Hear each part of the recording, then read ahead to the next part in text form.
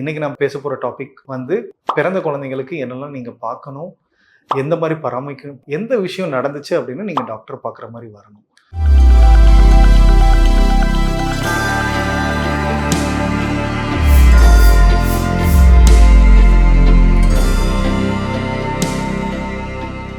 வணக்கம், என்னோட பேர் டாக்டர் விக்னேஷ். நான் தாமஸ் ஹாஸ்பிட்டலில் குழந்தைகள் மருத்துவராக இருக்கேன்.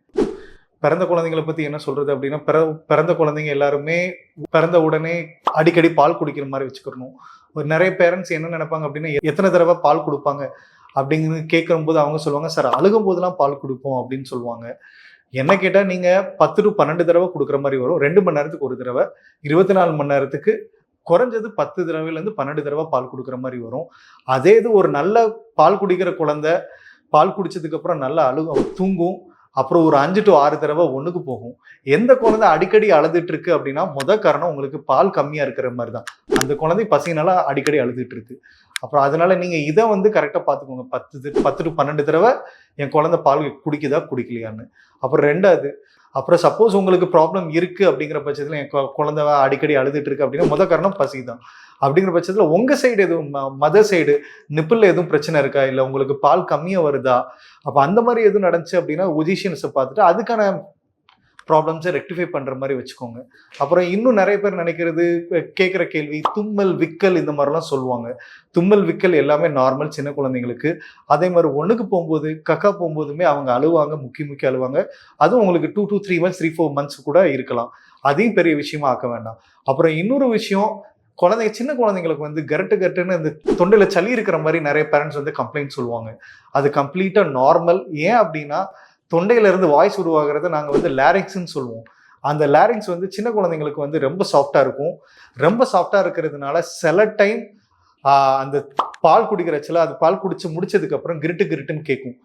அதை நீங்கள் சளி இருமலுக்கு கம்பேர் பண்ணிட வேண்டாம். ஏன்னா இது நார்மல். அது பேர் லெரிங்கோமலேசியா அப்படின்னா அந்த வோக்கல் கார்டு எங்கேருந்து வாய்ஸ் ஜென்ரேட் ஆகுதோ அந்த இடம் லேரிங்ஸும்பாங்க. அந்த லேரிங்ஸு நார்மலாக சாஃப்டாக இருக்கணும். ஆனால் சில குழந்தைங்களுக்கு ரொம்ப சாஃப்டாக இருக்கும்.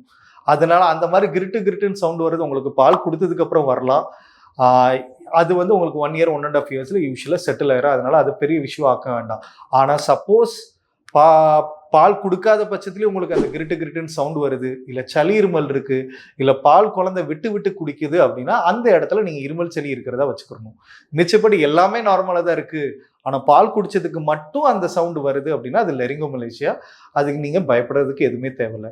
அப்புறம் 2வது, இன்னும் நிறைய பேர் கேட்குற கேள்வி, சார் நாங்கள் எதுவும் அப்ளை பண்ணலாமா பாடிக்கு பவுடர், இல்லை நிறைய கம்பெனிஸ்லாம் வராங்க, Johnson and Johnson baby powder, இல்லை இந்த மாதிரி அப்ளை பண்ணலாமா, டெட்டால் யூஸ் பண்ணலாமா க்ளாத்ஸ்க்கு வாஷ் பண்ணுறதுக்கு அப்படிலாம் கேட்பாங்க. பொதுவாக எங்கள் சைட்லேருந்து நாங்கள் உங்களுக்கு கொடுக்குற அட்வைஸ், எந்த ஒரு ஃபாரின் மெட்டீரியலும் குழந்தையோட பிறந்த நியூபார்ன் மேலே எதுவுமே அப்ளை பண்ண வேண்டாம். ஆனால் எதுக்கு இதை பொதுவாக சொல்கிறேன் அப்படின்னா, சில குழந்தைங்களுக்கு அது அக்செப்ட் ஆகும், சில குழந்தைங்களுக்கு அக்செப்ட் ஆகாது.